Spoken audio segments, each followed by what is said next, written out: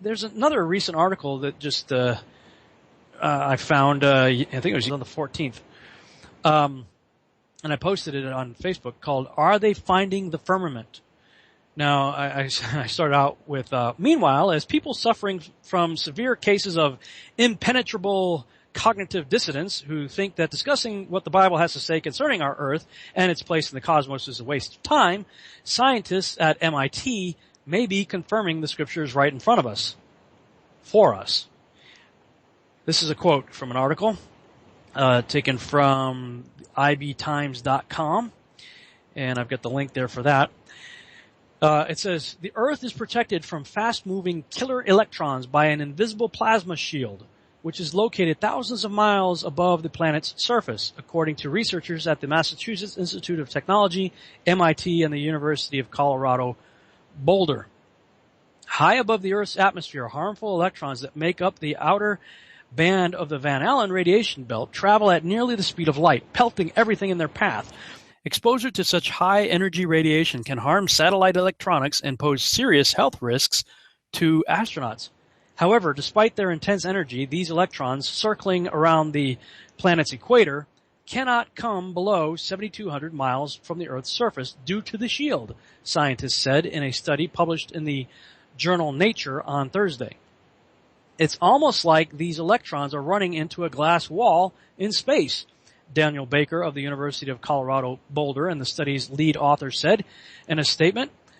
Somewhat like the shields created by force fields in Star Trek that were used to repel alien weapons, we are seeing an invisible shield blocking these electrons. It's an extremely puzzling phenomenon. The invisible shield, dubbed the plasmaspheric hiss, is made up of very low-frequency electromagnetic waves in the Earth's upper atmosphere. Scientific data and calculations have helped researchers deduce that the hiss deflects incoming electrons, causing them to smash into neutral gas atoms in the Earth's upper atmosphere and ultimately disappear. It's a very unusual, extraordinary, and pronounced phenomenon, John Foster, Associate Director of MIT's Haystack Observatory, said in a statement. What this tells us is if you parked a satellite or an orbiting space station with humans just inside this impenetrable barrier, you would expect them to have much longer lifetimes. That's a good thing to know. The latest study is based on data collected by NASA's Van Allen probes that are orbiting within the harsh environments of the Van Allen radiation belt. Oh, you mean the one that they just flew through, no problem, back in the 60s? In the 70s? During the study, the researchers observed an, quote, exceedingly sharp barrier, end quote, against harmful electrons, which was steady enough to withstand a solar wind shock in October 2013. To determine what could create and maintain such a barrier, the researchers considered a few possibilities, including effects from the Earth's magnetic field and radio signals from human transmitters on Earth. Oh yeah, it's our Walkman that's causing this. Whatever. And there's another article I should post, where they're saying they basically want to poke a hole or blow up or eliminate even the Van Allen belts.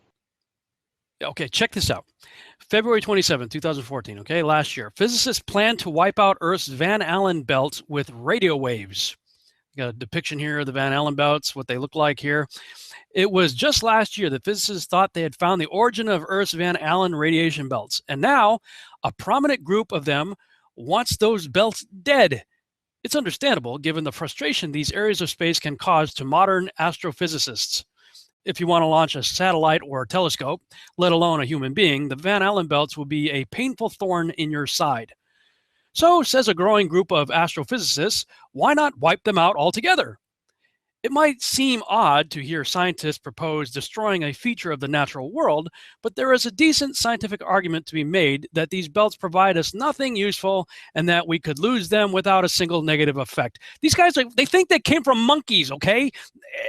This is the way the Earth is. Okay, all flat Earth globe arguments aside, okay, it's understandable, at least as far as we've been told, that there is a belt of radiation over us. And this belt of radiation apparently helps to protect us from other harmful things coming our way from the sun or what have you.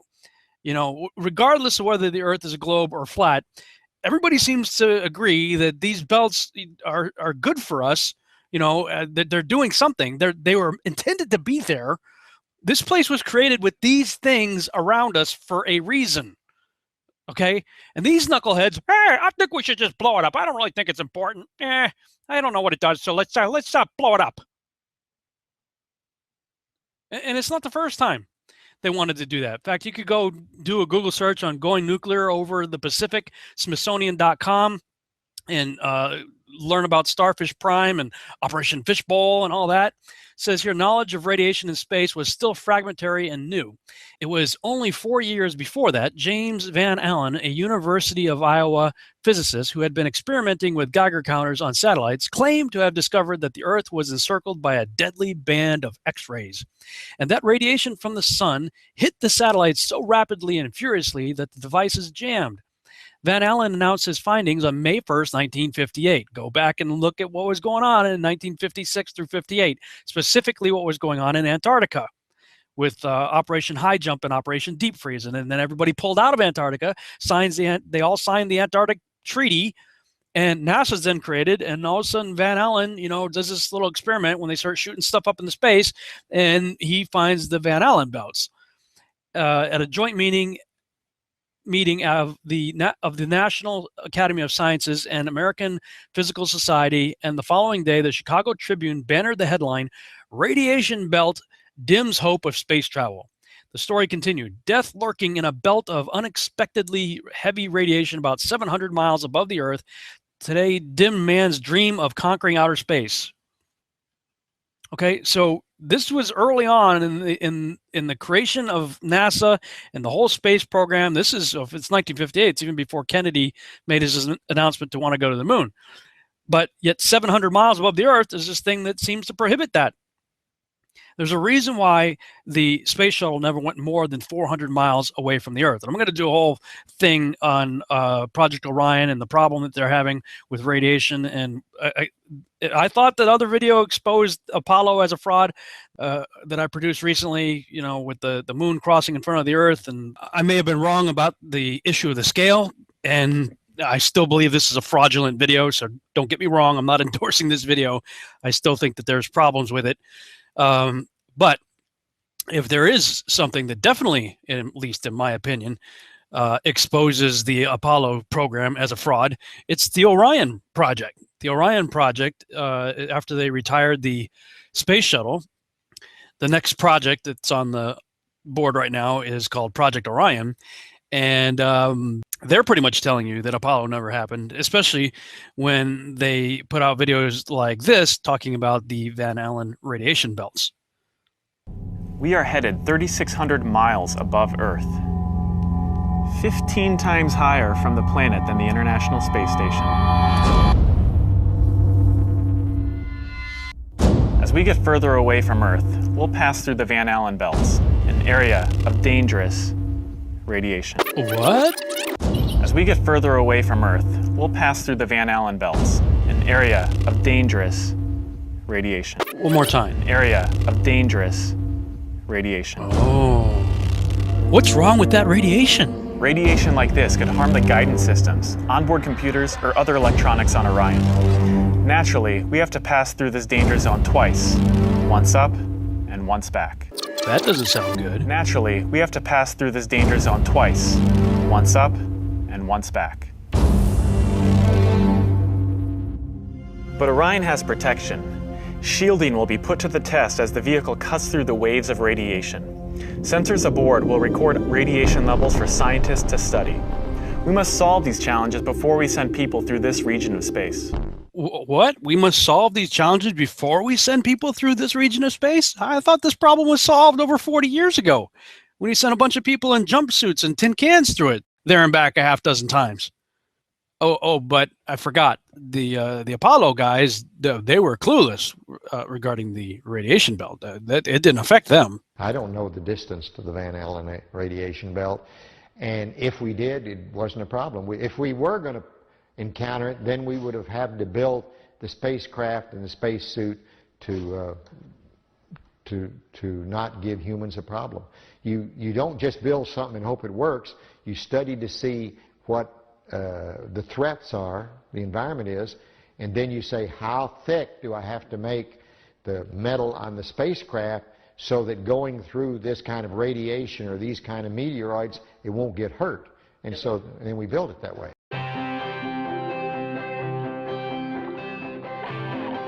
I help manage the Orion Crew and Service Module office. We're responsible for developing the crew capsule, which is where the crew lives and works when they're in space, and the service module, which is what provides the power and the fuel and the consumables then that is plumbed over to the crew module. So right now I focus a lot of my time on the development of the life support system for the Orion Crew module. Space puts us in a different environment. When we're here on Earth, we don't realize every day we're protected by the environment around us. Our bodies are at a certain pressure, we're protected by the natural radiation shield of the Earth. And when we go out into space and we don't have that natural protection, then the engineering and the spacecraft have to provide that protection for us. We don't have the ultimate answer for radiation on Orion. We're still working on that. If we were to build Orion out of the materials we need and the sole job was to protect for the radiation environment, the vehicle would really be too heavy. So we have to balance the weight of the materials that we put on the spacecraft with how much protection it's providing the crew. So we're really looking at it from an operational perspective. If we understand a radiation event has happened, the crew will actually take shelter in the aft bay of the vehicle, which is kind of down in the back end. And we'll use some of the stowage things that are around them in that back end to kind of protect them from the radiation. We have found over the years that water is a really great radiation absorbing material. So we could do things like water that's already there in the water bags for drinking and things like that. That water could be used to shield them. As well as we've had some concepts like a water-filled vest that they could put on should they know there's an event and need to be protected.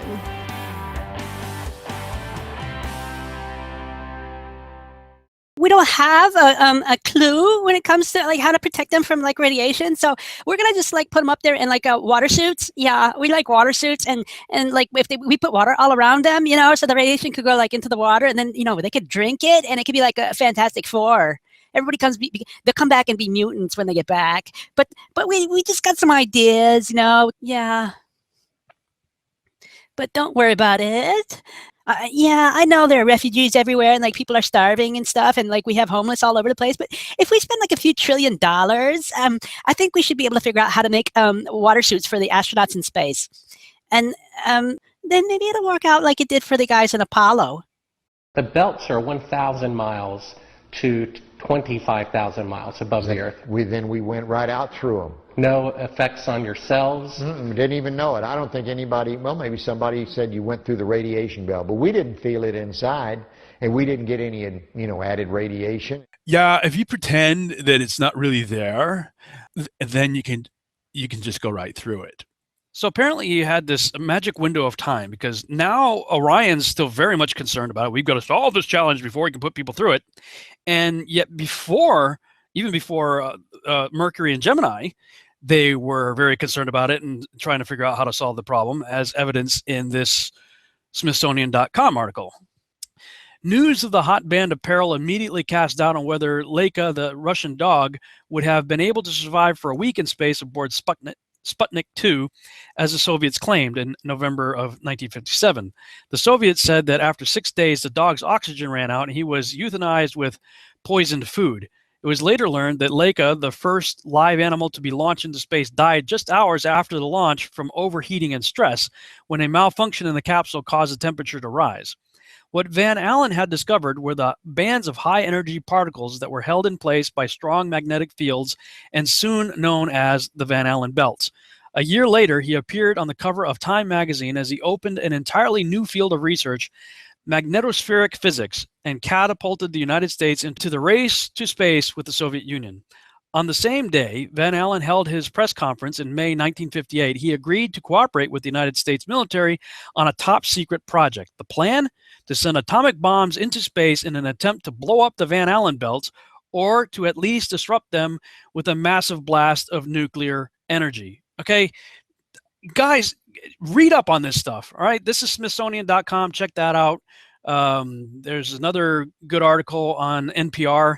You can look up a very scary light show, exploding H-bombs in space, where they talk about this, and they got a video here showing footage of Operation Fishbowl, which is a very interesting title for after they find something in Antarctica, which the flat earthers would say is the outer rim of the circle of the Earth, and everybody pulls out. All of a sudden, NASA's created, and right after that, they start shooting up rockets into space with nuclear warheads on them, and this is what you start seeing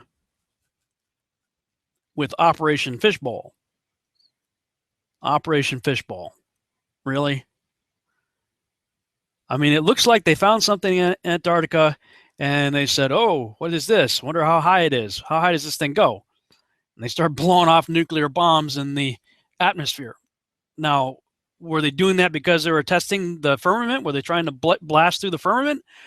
Or is it about the Van Allen belt with the radiation? Is that the problem? I don't know. This article goes on to describe, again, the Van Allen energy belts and what they came to understand about them, and discover it, then blow it up. The plan was to send rockets hundreds of miles up higher than the Earth's atmosphere and then detonate nuclear weapons to see, A, if a bomb's radiation would make it harder to see what was up there, like incoming Russian missiles, B, if an explosion would do any damage to objects nearby, C, if the Van Allen belts would move a blast down the bands to an earthly target, Moscow, for example, and most peculiar, D, if a man-made explosion might alter the natural shape of the belts. The scientific basis for these proposals is not clear. Fleming is trying to figure out if Van Allen had any theoretical reason to suppose the military could use the Van Allen belts to attack a hostile nation. He supposes that at the height of the Cold War, the most pressing argument for a military experiment was, if we don't do it, the Russians will. And indeed, the Russians did test atomic bombs and hydrogen bombs in space. No big surprise, they were also down there in Antarctica prior. And oh, by the way, while we supposedly got ahead of them and started to beat them in the alleged space race, you know, we're led to believe they just, we lost and they gave up. No, they sent something like 40 missions down to Antarctica while we were playing around with the so-called Apollo space program. So something's going on here, and these psychopaths, you know, they look up there, they see something, oh, that looks cool, let's blow it up. Oh, we don't really think it's important. Even though they have admitted that they know it's there for our protection, why do we put our fate into the hands of monkey men? These people think they came from monkeys, for crying out loud. And they hold within their grasp technology that could make life for us here on Earth very bad when they do things like they're attempting to do at CERN, to rip holes in the fabric of time and space and recreate what they think is the Big Bang, opening up portals to interdimensional, realms. And now keep in mind, these monkey men think that the whole universe got here when a microscopic dot exploded. So what are they doing? They're slamming microscopic dots together, trying to recreate the Big Bang. I don't really think it takes a very high IQ to think that through. Wait a minute. You think we got here from a microscopic dot exploding, and now you're slamming microscopic dots together, trying to explode them and recreate the Big Bang. Hello? Guys, maybe there's a reason why they put the Hindu god Shiva, the god of destruction, dancing in a portal outside their front freaking door. Bunch of lunatics. And meanwhile, elsewhere, a bunch of other lunatic psychopaths are thinking they can poke holes or blow up the Van Allen belt, the very thing that's up there, put there for our protection. You know, people out there thinking I'm crazy. Anyway, let's go back to the original ibtimes.com article regarding the invisible plasma shield. The last quote here. says, it's like looking at the phenomenon with new eyes, with a new set of instrumentation, which give us the detail to say, yes, there is this hard, fast boundary, Foster said. Have they found the firmament? I don't know. I mean, it's not exactly the description of the firmament, but if it's not the firmament, it may be one of the heavens and the layers below it. But whatever the case may be, the choice of words being used, as I've stressed here in bold above, seems more than interesting to me. A hard, fast boundary that is an impenetrable barrier out there about 7,200 miles up? Note also the repeated statements about how harsh space is and in and beyond the Van Allen belts. And yet we were told NASA sent a bunch of guys in jumpsuits and a tin can through it 12 times round trip on at least a half dozen alleged missions to the moon. Job 37:18 says, hast thou with him spread out the sky which is strong as a molten looking glass? Amos 9:6 in the New American Standard Bible says, the one who builds his upper chambers in the heavens and has founded his vaulted dome over the earth. He who calls for the waters of the sea and pours them out on the face of the earth, the Lord is his name. There may yet be a legitimate reason people are going back to the scriptures in order to see and test/prove 1 Thessalonians 5:21, the truth for themselves.